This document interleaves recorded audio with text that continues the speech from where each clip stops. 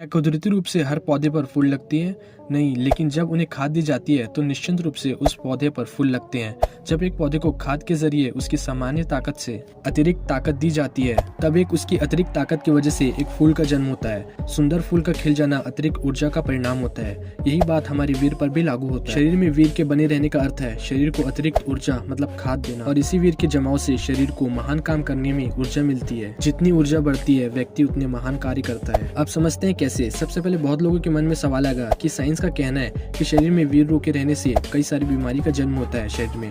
तो उन्हें ये बात बता दूं, जी हाँ, वीर रोग लेने से आपको बीमारी हो सकती है, लेकिन जो जबरदस्ती रोक ले उनको होता है और उनकी ऊर्जा किसी काम में नहीं लगेगी तो निश्चित ही उनके शरीर में समस्या हो सकती है। जरूरत से ज्यादा खाद पौधे को दी जाए और पौधा उसका उपयोग न कर पाए, उसकी शक्ति को संभाल ना पाए, तो निश्चित ही पौधे को उसका नुकसान होगा।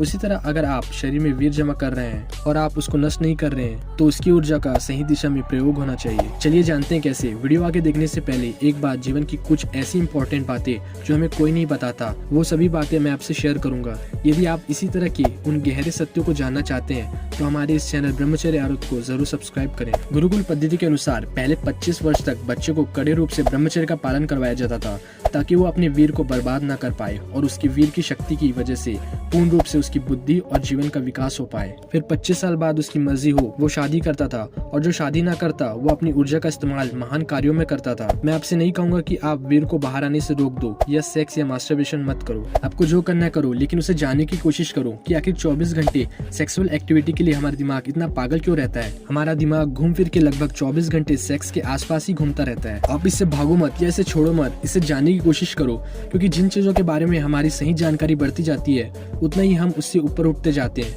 और पागलपन कम हो जाता है। कम और गलत जानकारी की वजह से हमारे दिमाग में पागलपन बना रहता है। इसलिए हम अपने आप से पूछते हैं और ध्यान से देखना शुरू करते हैं कि आखिर इस चीज के प्रति मैं इतना पागल क्यों हूँ। वैसे ही हमें जवाब मिलना शुरू हो जाते हैं और उन चीजों से हम ऊपर उठने लगते हैं। कुछ लोगों का कहना है कि वीर का बाहर आना साधारण बात है। जी हाँ, वो सही है, लेकिन मैं ऐसा सोचता हूँ कि अगर वीर का बाहर आना साधारण बात है तो वीर का रुक जाना एक असाधारण बात होगी, और महानता का जन्म असाधारण चीजों की वजह से ही होती है।